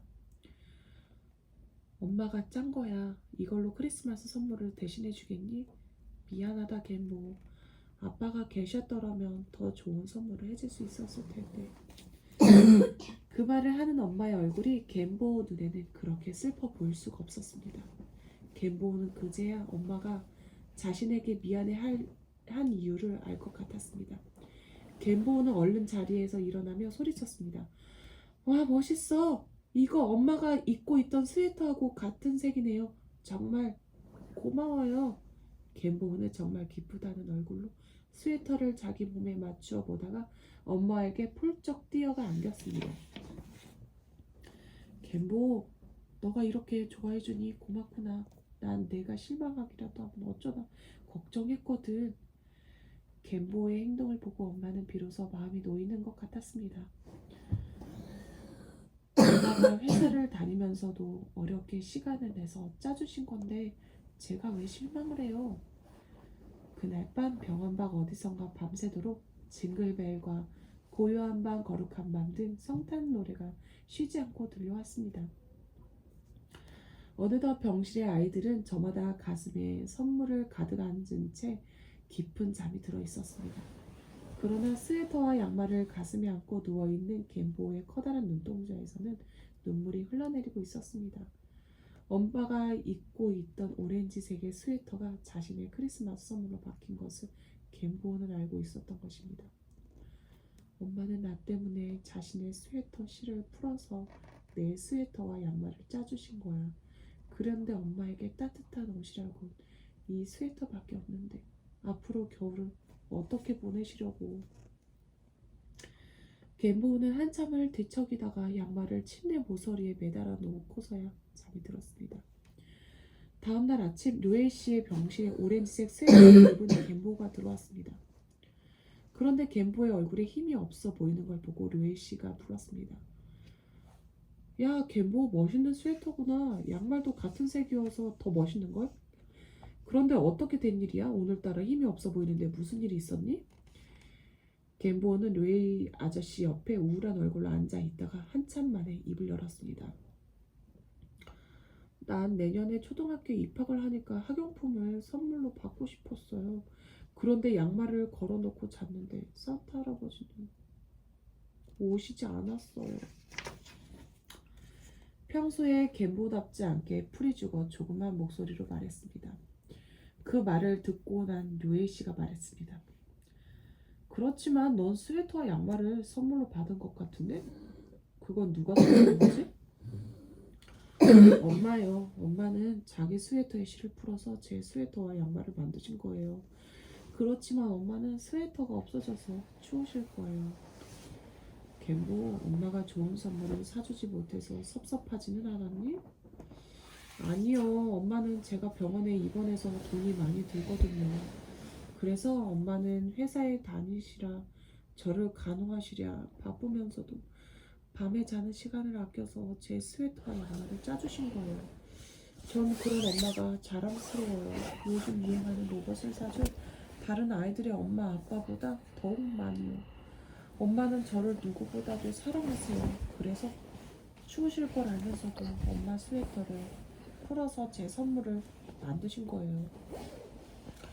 료엘 씨는 어린 나이에 그런 생각을 할 줄 아는 갬보가 기특하고 대견했습니다. 갬보는 료엘 씨가 지금까지 보아온 어떤 아이들보다도 생각이 깊고 착한 아이였습니다. 그렇게 착한 마음씨를 가지고 있다니 갬보는 분명 누구보다도 행복해질 수 있을 거다. 그렇지만 전 산타 할아버지한테 아무 선물도 받지 않았는걸요. 다른 병실의 아이들은 모두 어젯밤에 산타 할아버지한테 선물을 받았어요. 그렇지만 제 양말은 비어 있었어요. 아저씨 말씀대로 제가 착한 아이라면 산타 할아버지가 선물을 주시지 않을 리가 없잖아요. 그래서 우리 갬보의 얼굴이 어두웠구나. 그렇지만 갬보, 내 말을 잘 들어보렴. 그러면 너도 산타 할아버지를 이해할 수 있을 거야. 산타 할아버지는 한 사람뿐이고 이 세상 모든 어린이들에게 돌아다녀야 하거든. 그래서 바빠서 너에게 못 들렀을지도 모르지. 틀림없이 행복하지 못한 아이들, 외로운 아이들부터 먼저 찾아가느라 못 왔을 거야. 가서 미지근한 물 마시고 와. 우원이요. 행복하지 못한 아이들, 외로운 아이들? 그래, 행복하지 몸은 뜨거운데 추워. 못한 아이들 말이다. 가서 미지근한 물 마시고 와, 빨리. 마시고. 미지근한 물 마시고 와. 오면서 저기 보일러 켜고. 몸은 뜨거운데. 그러니까 가서 미지근한 물부터 마시고. 그래, 행복하지 못한 아이들 말이다. 예를 들어 에티오피아라는 나라에서는 잘 곳과 입을 것, 먹을 것이 없어서 죽어가는 아이들이 많거든. 그 아이들에 비하면 갬보에겐 사랑해 주시는 엄마와 할머니가 계시니 조금 늦어지는 거야. 만약에 갬보가 산타클로스라면 어떻게 하겠니? 행복해하지 못한 아이들과 행복한 아이들이 있다면 어디서부터 찾아가겠어? 행복하지 못한 아이들이요. 그래, 그게 바로 산타 할아버지의 마음이야. 그렇지만 오늘 밤에는 오시지 않을까? 그 말에 커다란 눈동자가 더욱 커지며 갬보가 말했습니다. 외로운 아이들에게 먼저 찾아가느라고 나에게 준 선물도 그 아이들에게 가져다 주셨군요. 지금쯤 에티오피아 아이들은 틀림없이 기뻐하고 있을 거예요. 정말 잘 됐어요. 갬보의 얼굴은 조금 전보다 밝아졌습니다. 전 이만 가볼게요, 아저씨. 간호사 누나 말씀 잘 듣고 약도 잘 드셔야 해요. 그래, 잘 가거라. 그리고 오늘 밤에 산타 할아버지가 다녀가면 내일 아침 꼭 나에게 알려줘라. 산타 할아버지가 갬보에게 어떤 선물을 주실지 이 아저씨도 몹시 궁금하니까. 네, 먹는 거라면 아저씨하고 나눠 먹을게요. 그렇지만 학용품이라면 좋겠어요. 제가 내년에 학교에 입학하면 쓸 수 있잖아요. 아저씨 안녕. 갬보는 오늘 밤에 산타 할아버지가 오실지도 모른다는 말에 기분이 좋아져서 평소대로 콧노래를 부르며 수학과 병동으로 돌아왔습니다. 26일 아침 폐렴이 나아가던 료에 씨는 갑자기 몸에 열이 나서 의사와 간호사를 놀라게 했습니다. 간호사는 의사가 진찰을 마친 후 병실을 나가자 료에 씨에게 화가 난 음성으로 말했습니다. 몇 도로 들어? 그냥 빨간불 들어오면 돼. 됐다. 어젯밤 당직 간호사가 그러던데 밤에 몰래 나갔다 오다가 들켰다면서요? 도대체 어딜 갔다 오신 거예요? 아무리 크리스마스라고 해도 의사 선생님의 허락도 안 받고 병원을 빠져나가다니. 지금 료에 씨는 폐렴 환자라고요. 미안해요. 그렇지만 아무리 환자라도 크리스마스를 병실에 갇혀서 보낼 수 있나요? 나가서 잠깐 산타클로스를 만나고 왔어요. 그 말을 들은 간호사는 목소리가 더 퉁명스러워졌습니다. 산타클로스를 만나셨다고요? 어린애처럼 그게 무슨 말이에요? 료에 씨, 산타클로스가 도대체 뭐라고 하던가요? 몰래 병실을 도망 나온 나쁜 어른이라고 혼내주지는 않던가요? 혼내주긴요. 산타클로스가 올 겨울은 유난히 바쁘다고 해서 좀 도와주다 왔는 걸로. 뭐라고요? 요즘 갬보와 친하게 지내더니 아예 어린애가 되었네요. 갬보도 그런 말은 하지 않을걸요? 어쨌든 당분간은 꼼짝 말고 누워 계세요. 한 번만 더 병원을 빠져나갔다가는 아주 쫓아내고 말 테니까요. 네네, 명령대로 하겠습니다. 간호사의 잔소리에도 료에이 씨는 얼굴을 찌푸리기는커녕 그렇게 좋은지 혼자서 싱글벙글이었습니다. 그날 아침 갬보는 잠에서 깨자마자 침대에 걸어두었던 양말부터 들여다보았습니다. 그런데 양말 안에는 아무것도 없었습니다. 갬보는 실망하여 풀이 죽었습니다. 어젯밤에도 산타클로스는 오지 않았어.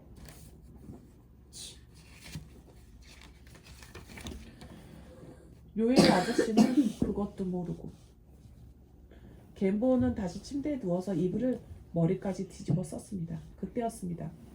무언가 침대 발치에서 바닥으로 툭 하고 떨어지는 소리가 들렸습니다.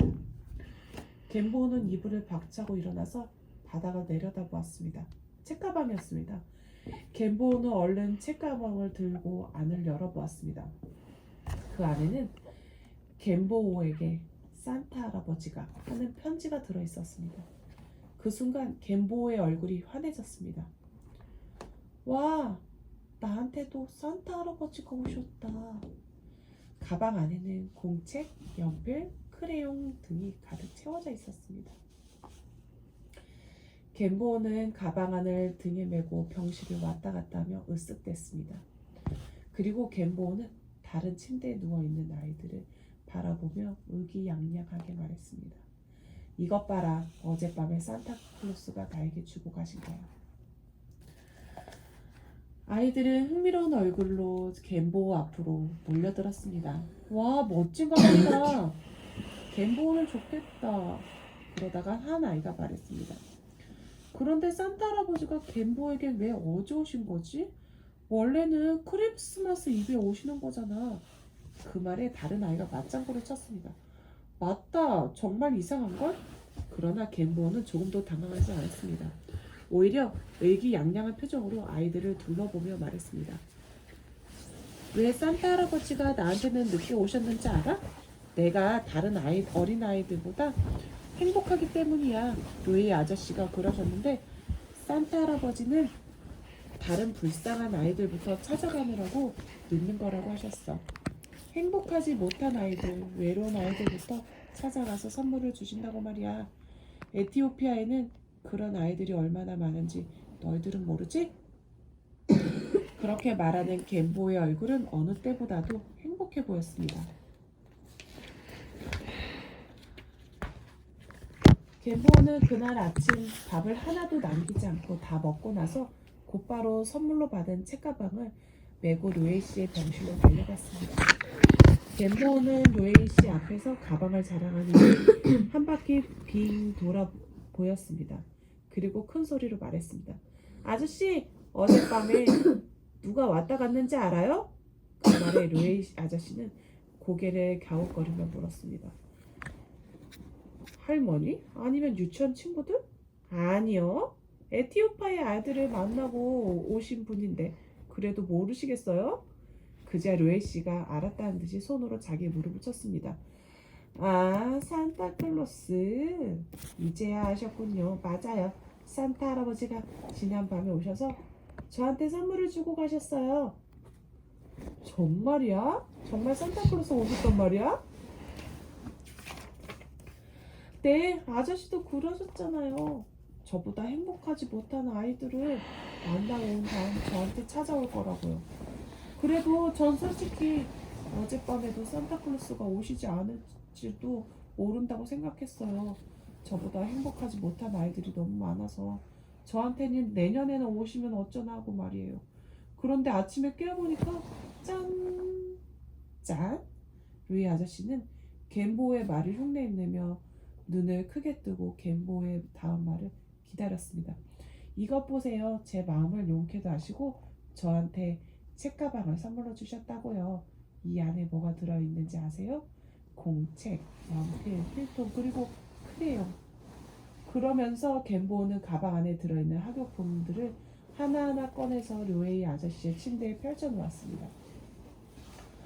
야, 대단하네. 겐보는 정말 좋겠구나. 네, 아빠가 돌아가신 이후 이런 선물은 처음 받아봐요. 전 지금 아저씨한테 오기 전에 산타 할아버지한테 감사하는 기도를 드렸어요.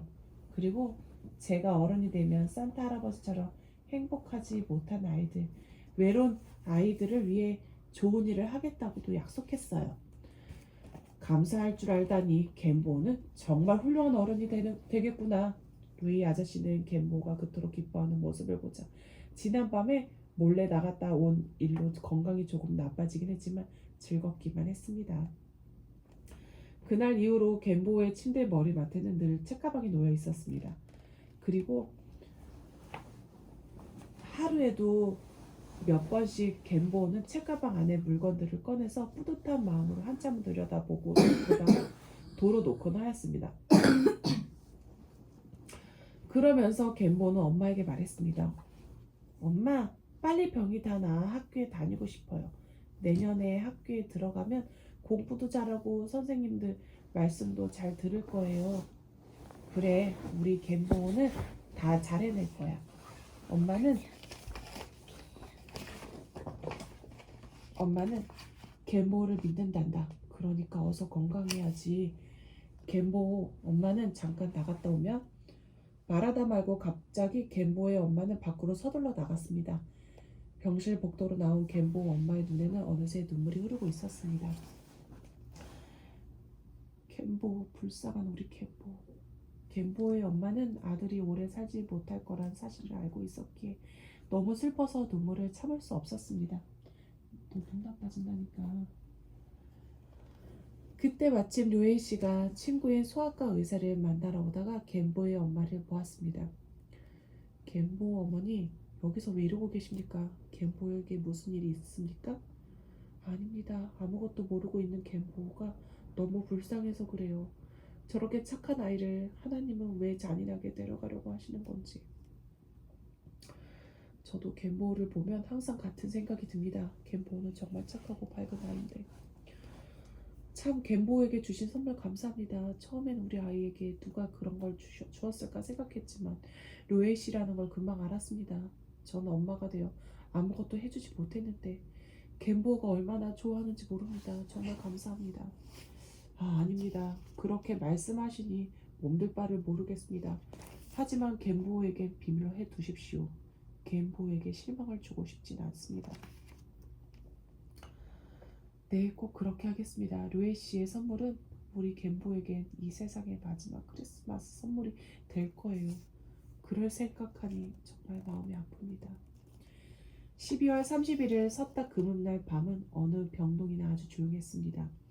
입원 환자 반수 이상이 새해를 집에서 맞이하려고 임시로 퇴원을 했기 때문입니다.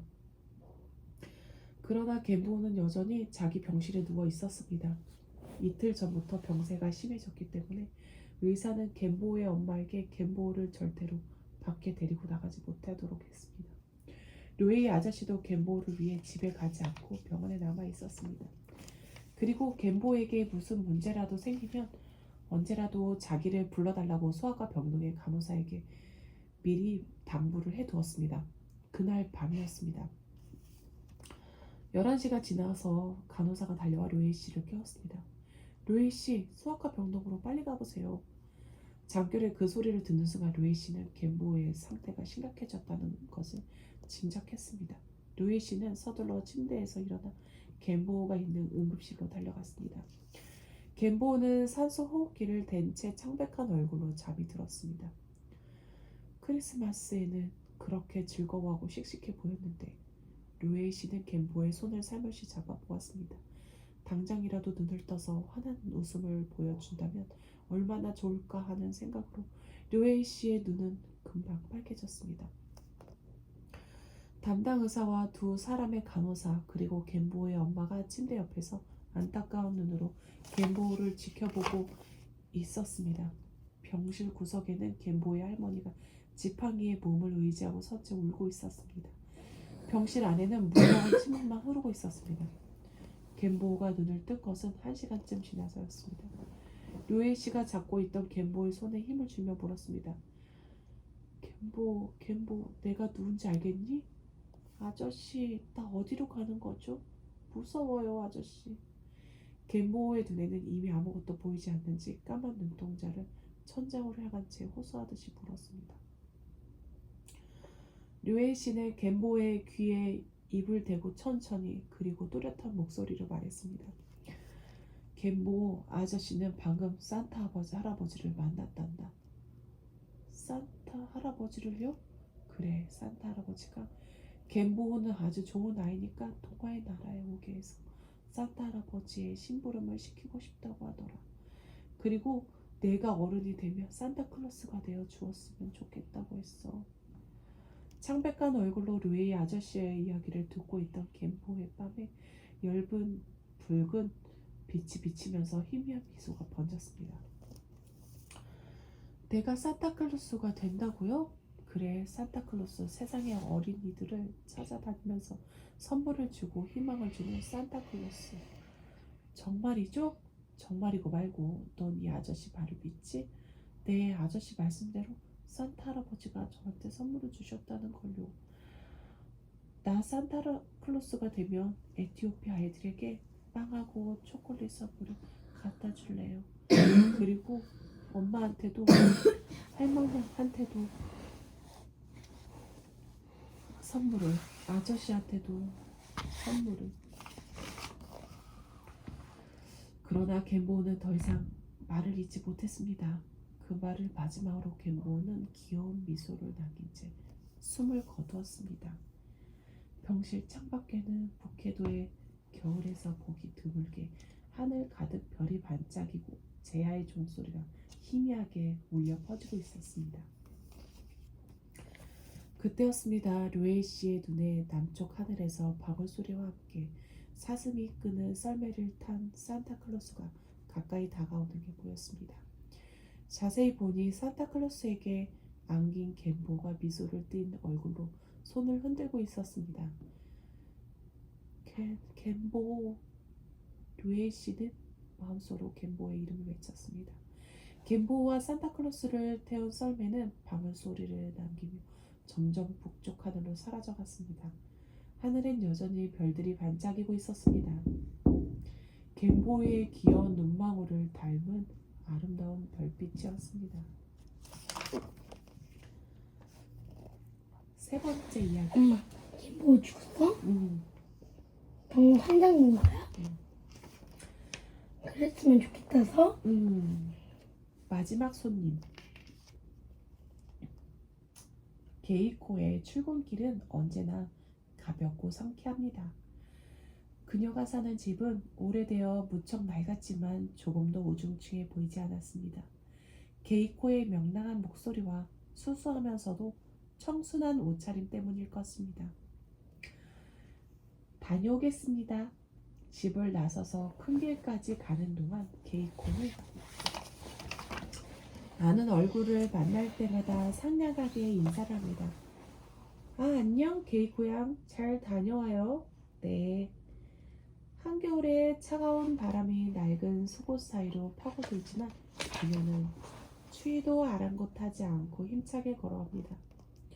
게이코는 시내 중심가에 있는 제과점 춘추암에서 4년째 종업원으로 일하고 있습니다. 중학교를 졸업하고부터 근무했는데 이제는 어엿한 숙녀가 되었습니다. 종업원이 모두 15명뿐인 규모가 작은 제과점이지만 제이코의 직장에 대한 사랑과 자부심은 대단했습니다. 그날 밤 늦은 시각 제일 늦게 온 손님이 어두움 속으로 사라질 때까지 전송을 하고 나서 게이코는 청소하고 과자를 정리한 뒤 내일의 준비를 했습니다. 추운 겨울의 하루도 끝났습니다. 오늘도 여러 가지 일이 있었습니다. 손님들도 많이 와주었으므로 고마운 일입니다. 게이코가 사복으로 갈아입고 나와 보니 가게에 불이 꺼진 주인은 더욱 차갑고 조용해진 것 같습니다. 수수한 옷에 털로 짠 커다란 쇼를 머리부터 완전히 뒤집어 쓴 수녀와 같은 게이코의 모습이 어둠 속으로 멀어져 갔습니다. 게이코가 큰 길로 나섰을 때 지붕 위까지 눈이 쌓인 자동차가 어떤 집을 찾는 듯 옆을 지나쳐 가는 중이었습니다. 게이코가 혹시나 하여 고개를 돌아보자 자동차는 가게 쪽으로 향해 갔습니다. 게이코는 달리 시작했습니다. 그 차가 가게 앞쪽으로 방향을 틀었을 때 문득 저 차 과자를 사러 온 건 아닐까 하고 게이코는 생각했습니다. 그러자 게이코는 이미 자기도 모르는 사이에 가게 쪽으로 가고 있었습니다. 역시 그 차는 춘추암 앞에 멈춰 있었습니다. 게이코가 자동차의 문에 노크를 하자 안에서 창이 열렸습니다. 게이코는 물었습니다. 과자가 필요하십니까? 여기 춘추암이죠? 네, 그렇습니다. 이미 끝났군요. 네, 그러나 난 이 가게 사람이니까요. 과자가 필요하시다면 곧 가게를 열겠습니다. 정말입니까? 그거 고맙습니다. 부탁합니다. 네, 금방 열 테니까요. 잠시 차 안에서 기다려주세요. 밖은 추우니까요. 미안합니다. 게이코는 다시 문을 열고 안으로 들어갔습니다. 가게 안에 조명이 켜지자 게이코는 다시 나와서 손님을 안내했습니다. 많이 기다리셨습니다. 어서 들어오세요. 미안합니다. 겨우 문을 닫았을 텐데. 게이코는 금방 가스난로에 불을 붙였습니다. 먼 곳까지 이렇게 찾아주셔서 고맙습니다. 어서 들어오세요. 지금 곧 난방을 넣었으니까요. 45, 46세쯤으로 보이는 점잖은 신사의 이름은 나루토입니다. 다행입니다. 고맙습니다. 다쳐있으면 어쩌나 하고 걱정하면서 왔습니다. 게이코는 서둘러 진열장에 하얀 덮개천을 벗기면서 말했습니다. 약간 늦으셨습니다만 이렇게라도 때를 맞춰서 다행입니다. 선체로 나루토는 안도하면서 말했습니다. 실은 나의 어머니가 암으로 오랫동안 병상에 계셨는데 연세이신지라 아무래도 병도 심상치 않습니다. 아침에도 의사가 앞으로 하루 이틀입니다 라고 말했습니다. 누군가 만나게 하고 싶은 사람이 있으면 알리세요. 잡수고 싶은 것이 있으면 잡수게 하세요 라고 말했습니다. 게이코의 얼굴색은 점차 변해갔습니다. 그래서 어머님 뭐 잡수고 싶은 거 있습니까? 라고 물었습니다. 그랬더니 전에 춤추함에 과자를 먹었더니 매우 맛있더라. 한 번 더 그걸 먹고 싶다고 말씀하십니다. 그 과자 이름은요? 하고 물었더니 잊었다고 말씀하셨습니다. 그래서 과자라면 비싼 것도 아닙니다. 제가 곧 사올 테니 기다리세요 하고 집을 나왔습니다. 그러나 오늘은 공교롭게 눈이 와서 고속도로가 50km의 속도 제한으로 차들이 줄줄이 밀리더군요. 초조한 마음으로 겨우 도착했더니 이미 가게가 닫혀 있었던 거예요. 어머니가 건강한 분이라면 다음 기회도 있겠지만 오늘 내일을 할 수 없는 환자라서 오늘이 아니면 생애에 2번 다시 기회가 없을 것이라고 생각해서 견딜 수가 없었습니다. 괴롭기도 하고요. 어머니 얼굴이 떠올랐습니다. 그래도 잘 됐어요. 당신 같은 친절한 아가씨를 만나서 다행이었어요. 은혜를 입었습니다. 이야기를 듣고 있던 게이코의 얼굴이 감동으로 굳어져 갔습니다. 그랬습니까? 게이코의 얼굴은 어떤 결심을 느끼게 하는 것처럼 보였습니다. 게이코도 이 이야기를 듣고 감격해버려 어찌해야 좋을지 몰랐습니다. 어쨌든 이 세상 마지막으로 우리 가게에 과자가 먹고 싶다고 하는 손님에게 어떻게 보답하는 것이 좋을까를 생각했습니다. 게이코는 자신의 경우로 바꿔 생각해 보았습니다. 내 어머니도 병상에 계신다. 그 어머니가 만약 이 세상의 마지막일지도 모른다는 말을 들었을 때 어디에 무엇이 먹고 싶다고 말하면 나도 무슨 일이 있어도 사러 달려가겠지. 그러한 경우 그 가게가 어떻게 응대해주면 기쁠까라고 자신이 그렇게 함으로써 받아서 기쁜 것을 손님에게 그렇게 해드리라고 생각했습니다. 게이코는 깊은 생각에서 깨어나며 말했습니다. 알았습니다. 그런 사정이라면 과자를 고르는 것을 저한테 맡겨주시겠습니까? 그것은 맡길 수밖에 없습니다. 부탁합니다. 게이코는 나루도에게 차 한 잔을 대접하고서 바로 과자를 고르기 시작했습니다. 맡겨달라고는 했지만 내심으로는 난처하기도 했습니다. 중병인 분이 먹을 수 있어야 하니까 힘들여 씹는 것과 떡처럼 목에 걸릴 위험이 있는 것을 우선 제외하고는 먹기 좋은 과자만 2개씩 담았습니다. 그때 문득 이 과자가 아니라고 하시면 어쩌나 생각했습니다. 그런 때는 그 덱을 알아놓았다가 다시 갖다 드리는 방법밖에 없다고 생각했습니다. 저 괜찮으시다면 주소와 성함과 전화번호를 저기 메모지에 써주시겠어요? 아, 좋습니다. 나루도는 메모지에 주소, 성명, 전화번호를 적었습니다. 과자 준비가 다 되자 게이코는 나루도에게 건네주었습니다. 너무 기다리시게 했습니다. 이것 제 나름 적당히 골라서 써보았습니다. 아무쪼록 어머니께 드시게 해주세요. 나루도는 지갑을 꺼냈습니다. 고맙습니다. 그리고 밤늦게 죄송합니다. 그런데 얼마입니까? 이 과자는 대금을 받을 수 없습니다. 게이코의 목소리는 아주 또렷했습니다. 어째서죠? 나루도는 의아했습니다. 이 세상 마지막에 우리 가게의 과자를 잡숫고 싶다는 손님께 모처럼 저희들의 성이니까요. 그래도 일단 닫았던 가게를 열어주고 게다가 수고를 끼치고 과자까지 무료로 받아 돌아간다면 벌 받을 거예요. 어떻든 과자 값은 받아주세요. 부탁해요. 손님, 그런 말씀 마시고 그대로 저희의 성의를 받아주시지 않겠습니까? 부탁드립니다. 그렇습니까? 그럼 정 그렇게 이야기하시니 어머니도 기뻐하실 거예요. 아가씨 이름이라도 알려주시겠어요? 게이코라고 합니다. 게이코 양입니까? 훌륭한 분이군요. 실례입니다만 몇 살이죠? 19입니다. 내 딸보단 1살 위인데 훨씬 똑똑하고 총명하게 보입니다. 훌륭해요. 그보다 어머님께서 기다리십니다. 한시라도 빨리 돌아가셔서 잡수게 해드려야죠. 몇 번이나 감사하다고 말하는 나루도 말만으로는 나타낼 수 없는 어떤 감동을 느꼈습니다. 네, 그렇군요. 고마워요, 게이코 양. 고맙습니다. 밖에서 조금씩 눈이 내리기 시작했습니다. 차에 타려고 하는 나루도에게 게이코는 당부를 했습니다. 어두운 밤이니까 아무쪼록 운전 조심해서 돌아가십시오.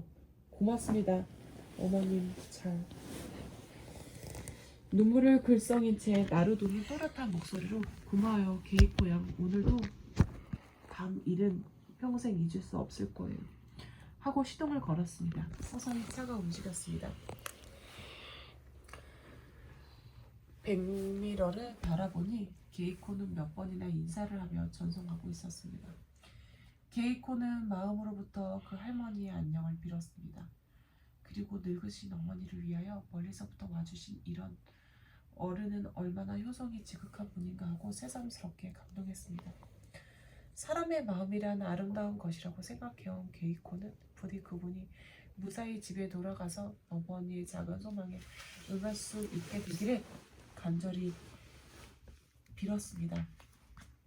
다시 가게로 들어온 게이코는 가스를 잠근 다음 하얀 천을 씌우고 자신의 방에 가방 속에서 돈이 들어있는 봉투를 꺼냈습니다.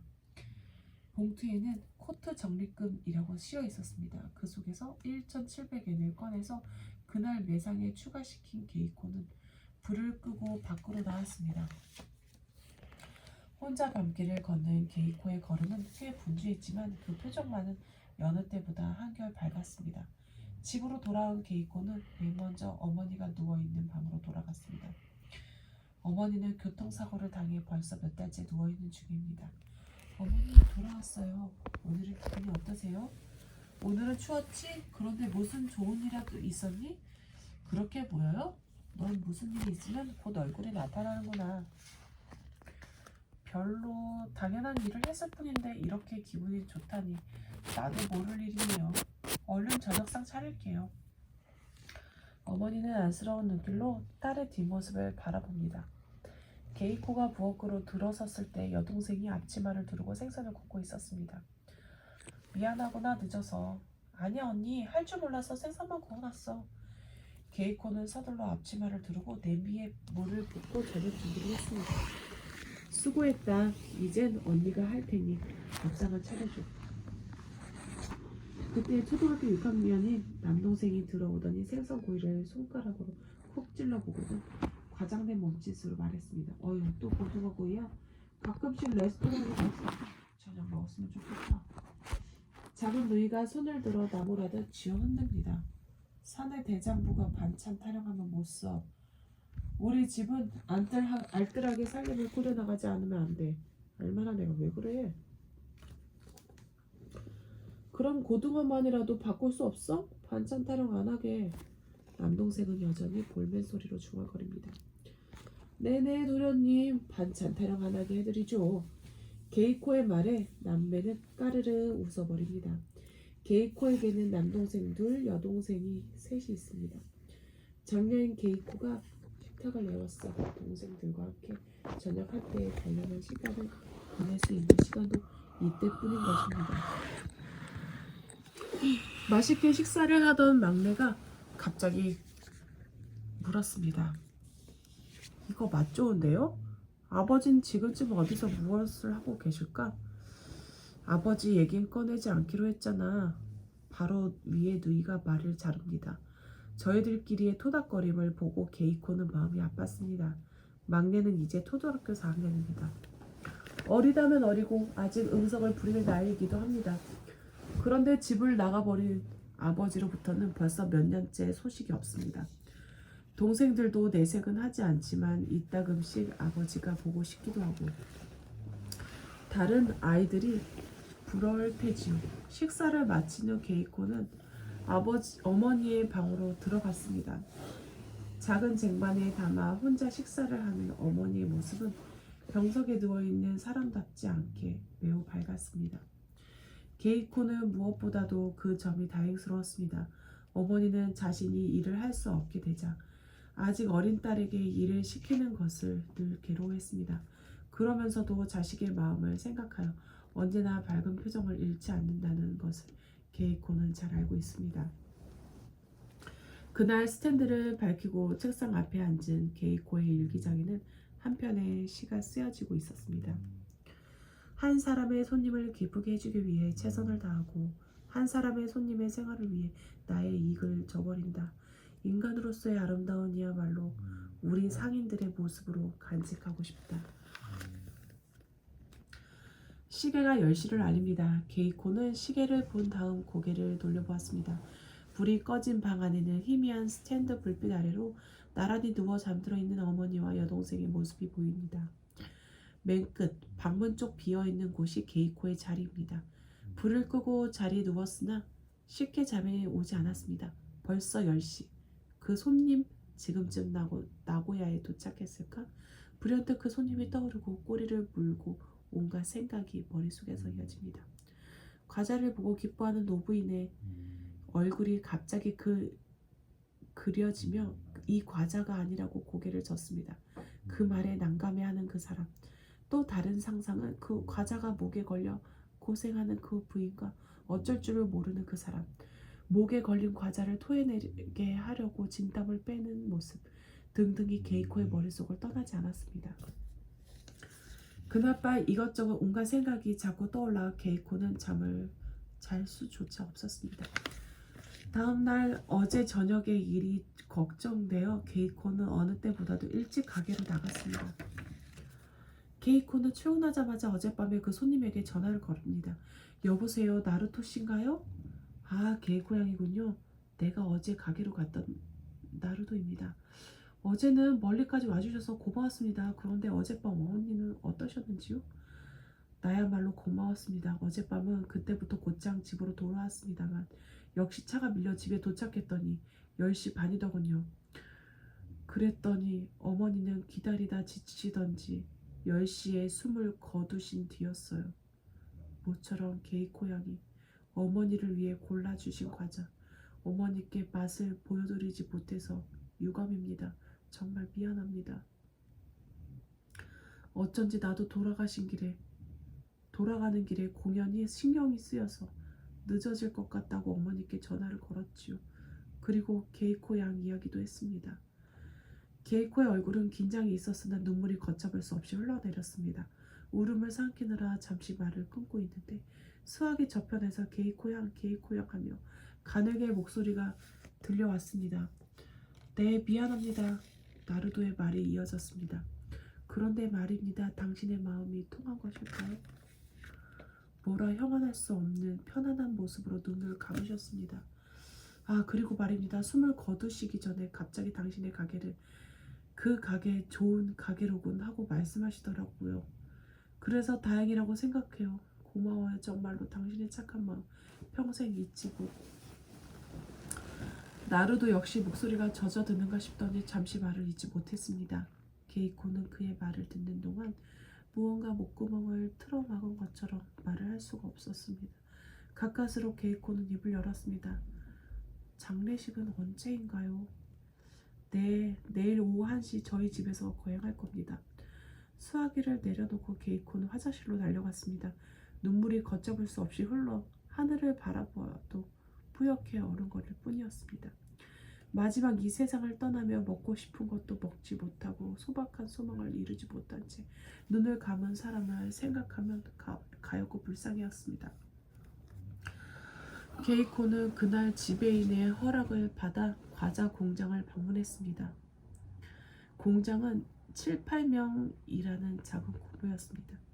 공장장이 먼저 게이코를 알아보고 반가운 표정으로 다가왔습니다. 웬일이지? 새삼스럽게. 아버지로부터 무슨 연락이라도 있었어? 기운이 없으니. 아니에요. 조금 감기 기운이 있어서 그럴 거예요. 그래, 조심해야지. 잘 버티고 있는 것 같은데 무리를 하지 말아야지. 네.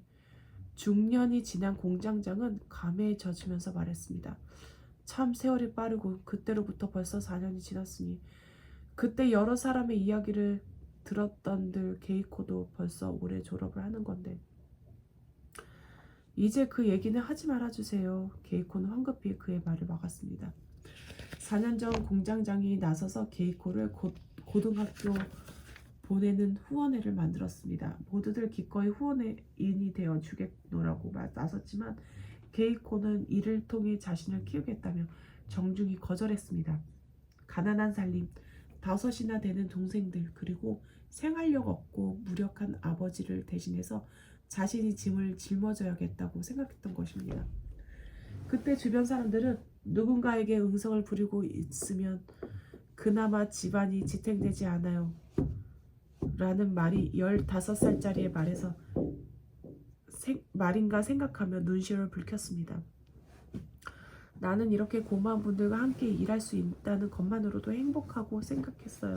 지금도 감사하고 있어요. 새삼스럽게 그런 말은 하지 않아도 돼. 그보다도 장례식 과자를 만들어 주셨으면 해요. 장례식? 집안에 누가 불행을 당하기라도 했어? 아니에요. 손님이 어디 사는 분인데? 나고야예요. 저런 멀리에서도 사는군. 특별 주문인가? 네, 오늘 저녁까지 될 수 있을까요? 좋아, 만들어줄게. 완성되면 전화를 할 테니까. 그런데 예산은? 5,000엔 정도요. 알았어. 가게로 돌아온 게이코는 조심스럽게 지배인에게로 갔습니다. 지배인님, 저 내일 유급 휴가 받을 수 없을까요? 아, 그래요. 필요할 테니까 쉬어요. 그나저나 좀처럼 쉬지 않는 게이코 치고는 희한하군. 무슨 일이 있어요? 아니요, 별로. 공장으로부터 특별 주문한 과자가 다 되었다는 연락이 왔습니다. 게이코는 과자를 포장해서 가방 속에 넣은 뒤 코트값 적립이라고 쓰여진 봉투에서 5,000엔을 꺼냈습니다. 두툼해지기는커녕 오히려 점점 더 얇아지는 봉투. 게이코는 금정 촌락기를 두드려 5,000엔을 입금시켰습니다. 게이코가 장례식에 입고 갈 옷을 이것저것 궁리하고 있는데 옆방에서 어머니의 목소리가 들립니다. 게이코, 넌 이번 겨울에 코트를 산다고 돈을 적립하고 있더니 어떻게 된 거니? 빨리 사지 않으면 겨울이 끝나고 말 텐데. 게이코는 옷을 손에 들고 망설이고 있었으나 밝은 목소리로 응, 올 겨울은 참겠어요. 내년 겨울에 하고 대답했습니다. 해마다 너는 내년으로 미루고만 있구나. 내년 같으면 엄마가 일을 해서 좋은 거 사주겠다. 어머니를 향해 밝고 스스럼 없는 표정으로 대하는 게이코입니다. 어머니도 참 그런 건 어머니가 걱정 안 하셔도 돼요. 낡은 옷장을 열어 다시 이것저것 옷을 만져보면서 게이코는 낮은 한숨을 내쉬었습니다. 말은 그렇게 했지만 내일 나고야의 장례식에 가려 해도 입을 것이 없었습니다. 게이코는 한참 멋을 부릴 나이의 아가씨입니다. 사치스럽게 치장을 하고 싶은 생각은 없지만 초라한 모습만은 보이고 싶지 않은 게 그녀의 마음입니다. 하지만 한 벌뿐인 코트는 동생에게 주어버렸고 올해 박앤셀 때 살 생각으로 적립한 돈은 꼭 쓸 일이 생겨 없어지고 마는 것입니다. 사람의 아름다움은 옷이 아니라고 억지로 자신에게 타일렀지만 그중 하나를 골라내보며 비춰보는 게이코의 표정이 왠지 착잡해 보입니다. 다음날 코트 대신 털실로 짠 큰 쇼를 두르고 게이코는 역으로 향했습니다. 나고야에 내린 게이코는 표지판만을 바라보며 걸었습니다. 처음 걸어보는 그 거리는 낯설기만 했고 어디를 향해 걸어야 할지 알 수 없었습니다. 그러다가 안내소가 눈에 띄자 곧 안으로 들어갔습니다. 안내소의 늙은 직원은 친절하게 지도를 꺼내 가리키면서 알려주었습니다. 게이코로서는 낯선 곳에서의 한마디가 그토록 따뜻하게 느껴질 수가 없었습니다. 그 안내원에게는 귀찮은 일인 테레도 친절하게 응대해주는 것입니다. 안내원이 적어준 대로 약도를 보며 나고야 시내를 헤매는 동안 하늘에서는 춤을 추듯 눈이 내리기 시작했습니다. 게이코가 장례식장에 도착했을 때는 이미 장례 준비가 끝나 있었습니다. 실례합니다. 안으로 들어섰던 게이코는 여고 교복을 입은 한 여학생과 마주쳤습니다. 네, 누구신가요? 저 춘추함에서 왔습니다만. 네? 그 춘추함이라는 과자죠? 설마? 아니, 실례했습니다만. 장녀인 요코입니다. 잠깐 기다려 주십시오. 그 여학생은 춘추함이라는 말에 깜짝 놀라며 황급히 안으로 사라졌습니다. 다시 그 여학생과 나온 사람은 과자점에 왔던 그 나루도 씨였습니다.